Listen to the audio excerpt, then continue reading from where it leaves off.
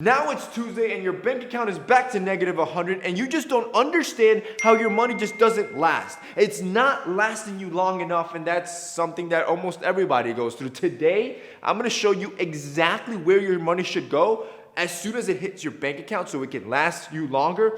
Well, and make you richer. Now, obviously, I do want to make a disclaimer. I am not a financial advisor. I'm giving you my own opinions and stuff that I've done in my personal life, and it's not guaranteed, of course. So do your own research, have due diligence, and let's hop into this. So before we roll into it, let's talk about the biggest problem that everybody's facing.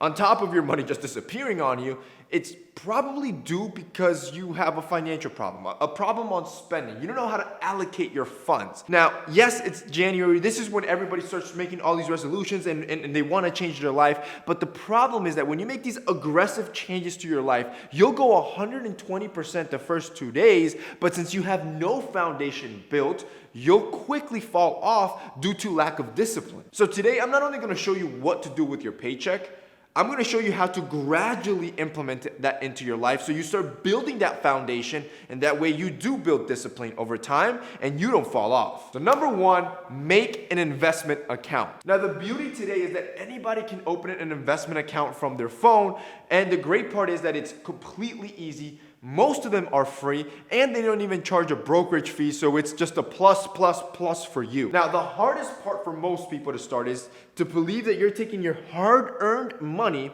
and trusting capitalism and compounding will somehow multiply it for you. See, we are so conditioned into trading hard work hours for cash that the thought of placing our hard-earned money into this investment vehicle and it just miraculously multiplying the money just seems like some sort of get-rich-quick scheme. But it's not. Yes, it's super volatile, but when you look at the market over the course of decades, if not centuries, it always goes up. So to do this, you want to start small. I say start with 2% of your paycheck. You want to take 2% of what you made that paycheck that week, grab it, put it into an investment, and leave it. Forget about it. So for example, let's take a $500 paycheck every week. So out of that, you'll take about $10 and invest it somewhere. I would recommend an ETF because it's easier, especially if you're just starting to invest. And this is low risk, right? You're only investing $10 and makes it easy to get into the habit of investing every week. And $10 is the cost of 2 cups of Starbucks coffee. The Starbucks coffee for sure you'll never see again. At least this $10 is gonna give you the experience of learning to invest. Now, once you start getting the hang of it through the year, you could put markers where you could start slowly increasing this 2% to 5%, then 10%, then 15%, and so on. Number two, life insurance. If there is one thing that this past year's events have taught us, is that nothing is certain. That the most ludicrous, straight out of a fiction movie events can occur in the real world, leaving us scrambling trying to figure out what to do. So, if you're a young adult, you have people that depend on your income, you have a family, or you're just a newlywed, life insurance is one of those grown-up things that you need to do that most people know that they need to do, they just never actually go into it thinking that it's this super complicated or expensive process. Today, it's easier than ever with their sponsor, Bestow. See, Bestow offers term life insurance that you could do from the comfort of your phone, and it doesn't require any medical exam, phone screening, or doctor's visit. And it's affordable. Let me give you a great example. A healthy 26-year-old male,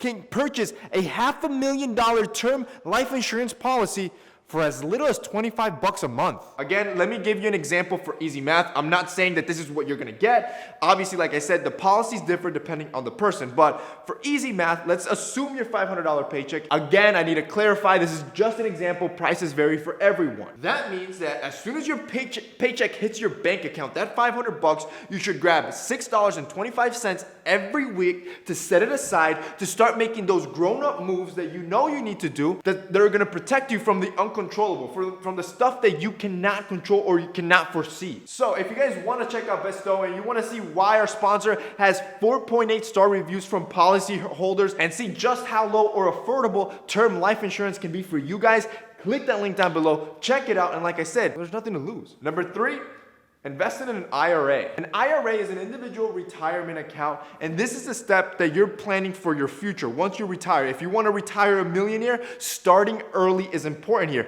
I started my IRA when I was 19. See, we really go through our lives thinking that we're never gonna age and that we're always gonna be this young and this strong, but the truth is that right now that we're young, this is our strength. This is when we need to be making the smart decisions, so when we get old and we're tired, we're retired millionaires. Let me give you an example. Say you're 18 and you start dumping $100 every month into your IRA. By the time you retire at 65, you will have only invested about $56,000 at a 7% yearly return, which is really, really conservative. You could easily bump that up to like 8 to 9%, but let's leave it at 7%.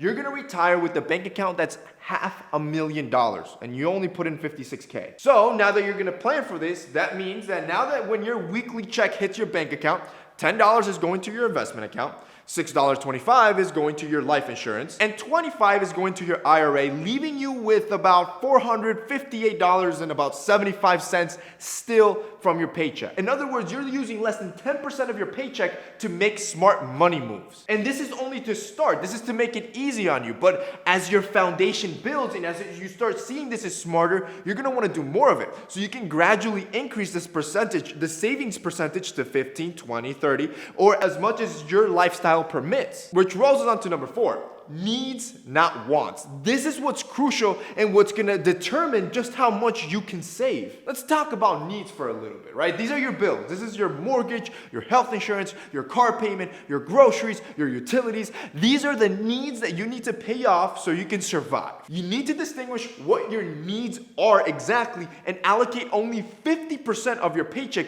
towards your needs. What happens is once you start doing the math, you tally up all your needs, your bills, and then you tally what 50% of your paycheck is. So if it's, again, if it's $500, that's $250 a week or $1,000 a week. If your needs go over what 50% of your paycheck is, that means that you are living outside your means. And this idea comes from a popularized formula or a budgeting formula called the 50-30-20 rule, where out of your paycheck, 50% is for your needs, 30% is for your wants, and 20% is for your savings. Once you start learning to live within your financial means, you're gonna lift that financial burden of you having to buy things to impress others, and now it's not always gonna feel like your money's just disappearing on you. You don't need a new BMW. You don't need extra square footage in your apartment. You don't need 5 different streaming services. So what I want you to do is figure out what 50% of your income is, and then figure out how to get your needs to fit within that 50%, and I promise you,